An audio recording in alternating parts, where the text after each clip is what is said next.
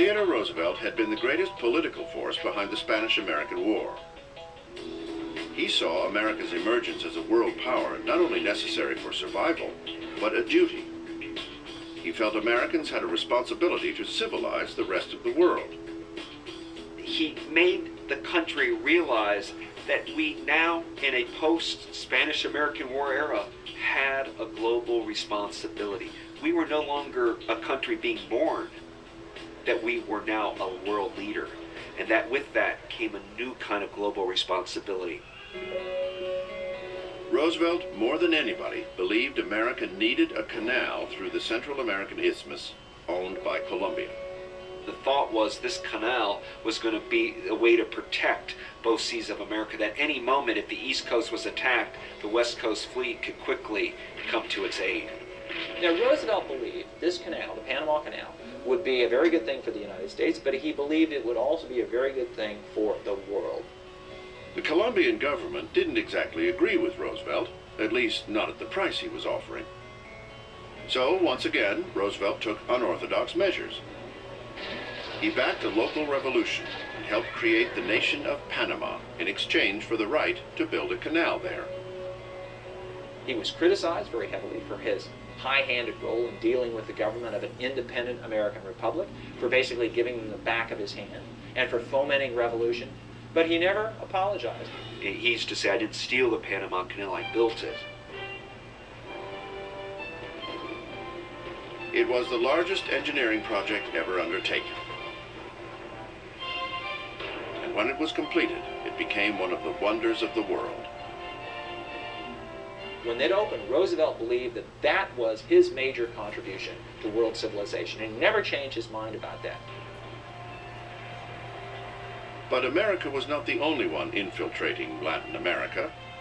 Increasingly, European powers were moving into the region, ostensibly for the purpose of forcing debtor nations to repay their loans.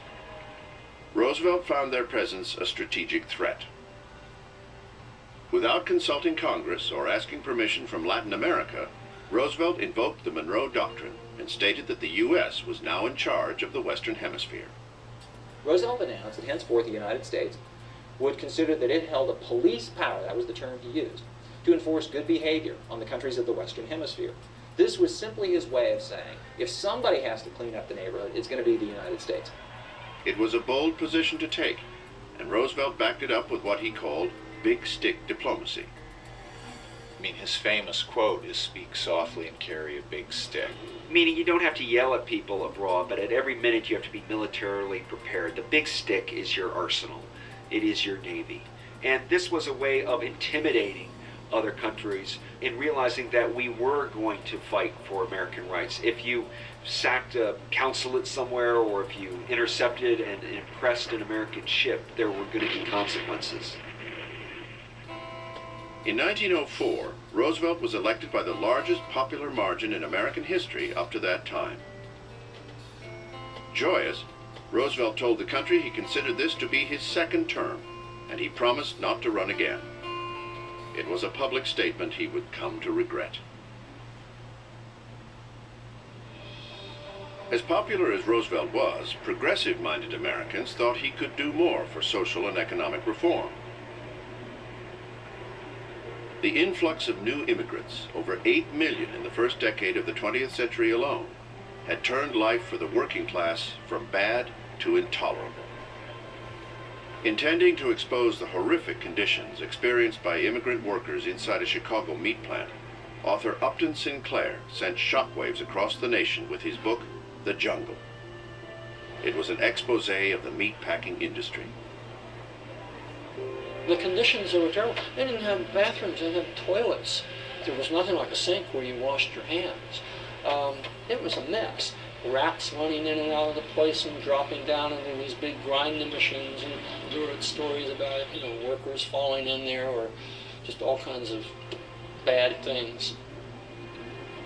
Roosevelt responded immediately, realizing it was an opportunity for the federal government to act on behalf of the consumer. In 1906, he obtained passage of the Meat Inspection Act as well as the Pure Food and Drug Act. Also in 1906, Roosevelt created the Antiquities Act. This was the authorization he needed to halt the destruction of the American landscape. There was a sense that as the frontier closed, the wildness of America maybe was disappearing. And Roosevelt noticed this on some of his western trips.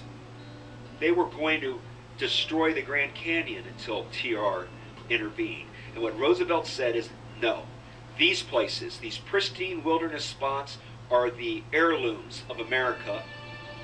As surely as the priceless masterpieces in the Louvre, these are what we've got to save for our children. By the end of his term, Roosevelt had preserved more than 230 million acres of land. But it's only one part of his legacy. He also created better labor conditions, business regulations, and strengthened America's position on the world stage. I think Teddy Roosevelt was a good president, and the main reason I say that is foreign policy. He had a vision, he had plans, and he made them happen.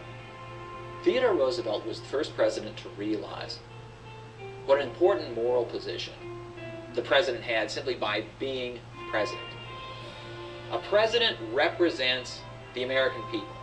The president can articulate the views of the American people, but he can also influence those views and to mobilize the American people behind important reforms.